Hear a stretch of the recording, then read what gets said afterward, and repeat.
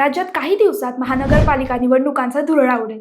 महायुती मफियातील सर्वच पक्ष रणनीती आखायला सुरुवात करतील. मात्र सर्वात जास्त चर्चा आहे ती महायुती मनपा निवडणूक एकत्रित लढणार की स्वतंत्रपणे. यावर महायुतीच्या नेत्यांनी नेमकी काय भूमिका घेतली आहे ते पाहूयात. नमस्कार, मी भक्ती, प्रहार न्यूज लाईन मध्ये आपलं स्वागत करते.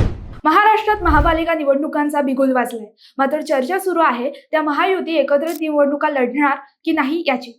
आता महायुतीची रणनीती ठरली आहे. मनपा निवडणुका एकत्र लढण्याचा ठाम निर्णय महायुतीने घेतला. मुख्यमंत्री देवेंद्र फडणवीस आणि उपमुख्यमंत्री एकनाथ शिंदे यांच्या नागपुरातील बंद दाराआड झालेल्या बैठकीत ही रणनीती ठरली आहे. मुंबई, ठाणे, पुणे, नागपूरसह सर्व महापालिकांमध्ये भाजप, शिवसेना आणि राष्ट्रवादी एकसंघ लढणार आहेत. मात्र मुंबईत अजित पवारांना बाजूला ठेवण्याची भूमिका घेतल्याने अंतर्गत रस्सीखेच दिसतीये. महानगरपालिकांच्या निवडणुका जिथे शक्य असेल तिथे महायुती एकत्र लढेल आणि मैत्रीपूर्ण स्पर्धा टाळू असे मुख्यमंत्री देवेंद्र फडणवीसांनी म्हटलंय.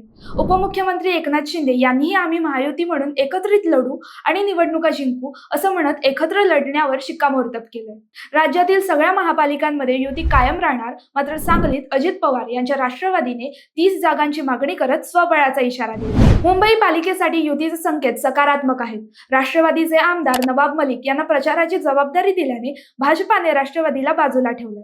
भाजपाने शिवसेनेसोबत युती करण्याचा निर्णय घेतलाय. शिवसेना 125 जागांची मागणी करू शकते, तर शिंदेचा बालेकिल्ला असलेल्या ठाण्यात भाजपा आणि राष्ट्रवादीची युती होऊ शकते आणि शिवसेना स्वतंत्रपणे लढू शकतात असे संकेत आहेत. नगर परिषदा आणि नगरपंचायतीचा निकाल 21 डिसेंबरला लागेलच. मात्र वेध लागले आहेत ते महानगरपालिका निवडणुकांचे. विरोधकांचा विचार करता महापालिका निवडणुकीपूर्वी युती टिकवण्यासाठी फडणवीस सरकार ठाम आहे, कारण ही निवडणूक महायुतीच्या भविष्यासाठी निर्णायक ठरणारी आहे. हिवाळी अधिवेशनानंतर महायुतीत जागा वाटपाबाबत चर्चा होण्याची शक्यता आहे.